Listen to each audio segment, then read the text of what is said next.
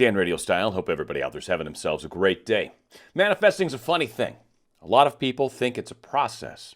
Some people, it's a lifestyle. And really, manifesting should be a lifestyle. It's one of the keys. If you look at anybody that's super successful at any endeavor, choose what it is you're interested in. Maybe you're trying to get into dating and stuff like that. All right, well, look into people that know how to grab dates. Watch the way they work. Watch the confidence they have. What about people that are trying to excel at business? They do the same types of behaviors. What about those that want to be better at sports? It's the same kind of behaviors. And ultimately, what really is the driving force is the drive. Drive, pushing it forward, knowing no matter what, that there is a way for me to get from where I'm at to where I want to go. The road may seem windy. We may not see exactly the destination right in front of us. But we know that we're on our way. If one door closes, we know another opens. If one person says no, they either don't mean no forever or there's another person that can help me accomplish what it is I need to do. If it's a specific person you're after and they keep saying no, well, no eventually will turn to yes. And again, we've talked about relationships. I think there's some other caveats that go into trying to build a relationship, but ultimately trying to accomplish things in your life, trying to move forward, trying to raise the amount of wealth and money you're making, trying to get some sort of new job, new career, trying to even maybe help in the way the world's going right now. This is helped by your drive.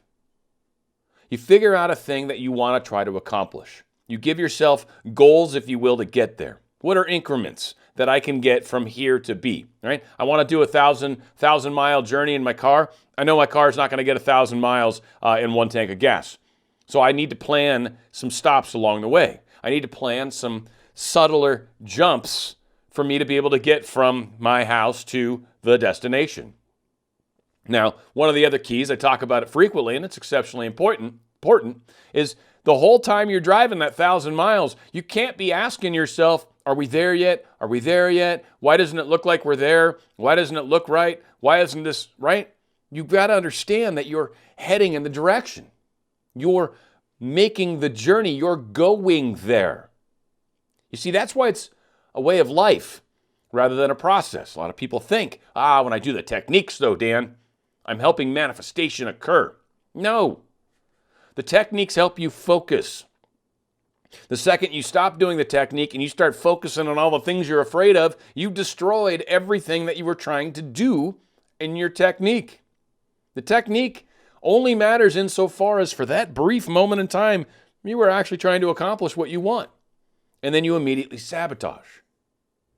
Drive is not paying attention to what's going on around you.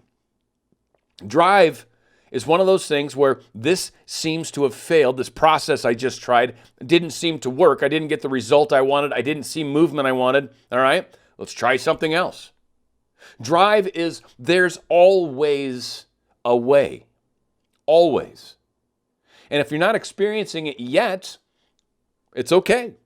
Either try again, try a different approach, or realize you're still on your way, and at some point somebody's going to say yes. At some point you're going to meet that right person. At some point that door will open up for you, and it will make all the difference in the world. So again, where is that quote destination? Now, I frequently say, and I still hold to this, I don't like destination-driven manifestation. I like it from the standpoint of it helps you put a picture in your mind and it helps you kind of shoot towards something. So those types of things I like. But what I really like is taking it a step past the destination. Kind of an example, maybe a couple if I'm lucky. A house, right? Say you want to actually get a house. Well, the house is definitely a destination. The house implies a lot of things are working properly in your life too, by the way. Implies that there's enough income. It implies there's enough thing, right? You're asking for a bigger picture item, and that's great. And you stay driven towards it, and you keep working towards it. And every time you get an opportunity for promotion or whatever, you jump on it because you know that's one step closer towards that moment. And say you start going out and looking, and suddenly you can't find them, right? Don't get panicked. Don't get worried. that house is there for you. But it's not just the destination. Once you've got your house, start thinking about the furniture you're going to put inside the house. Start thinking about some of the people that you're going to have over at the house. Start thinking about how schools and PTA meetings and all these different kinds of things. Start to imagine the life that exists within the house, past the destination. And you will be amazed at how much more and how much quicker that brings about the thing you're trying to create, because you're giving it life, you're giving it body, you're giving it beauty. And that is something that so many people, they leave a very hollow dream, a very small little circle of something, and that represents their dreams. But the reality really is, what happens once you have that? That's not your dreams, that's a thing. It won't make you happy necessarily. What are you doing with it? Where is your life? How are you evolving around it? And that's where a lot of the power comes into play. And never, ever do driven people accept failure as an outcome. It happens. Yes, you should fail from time to time. You should not be afraid to fail either. It actually indicates you're trying. You're making efforts. That's good. Now, doing the same thing wrong over and over, well, some would call that insanity. But failure is something that is awesome. One, it dictates a way that doesn't work. Two, it means you're trying.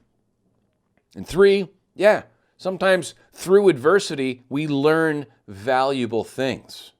And when you learn something valuable and you're able to now put that towards this dream, well, now you're even better at what you're trying to create.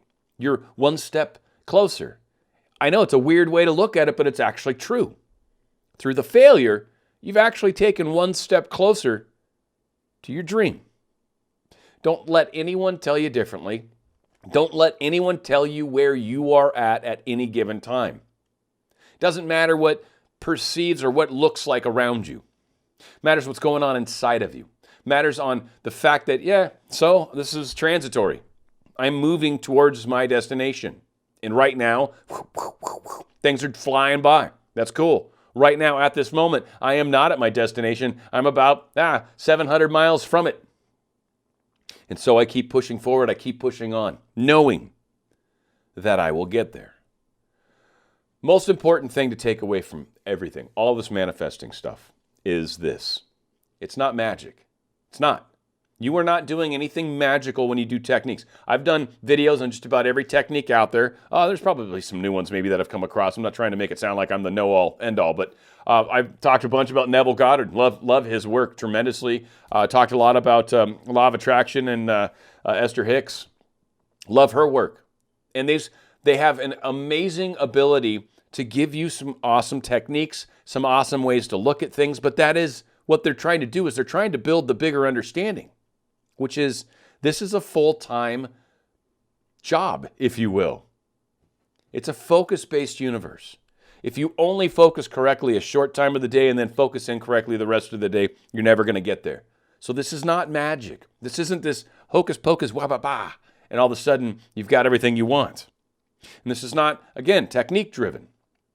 It is not the technique that manifests. It's your focus that manifests. The technique is meant to help you do that. But you've got to stay in that focus throughout the day. You can have your little message wheel or whatever, and you can stare at it. You're like, all right, cool. Yeah, no, this is totally happening. And then, boom, you're on your way out the door, and you start doubting everything else. Kind of a funny example. I had a picture of a Rolex on my mirror for probably about 3-4 years.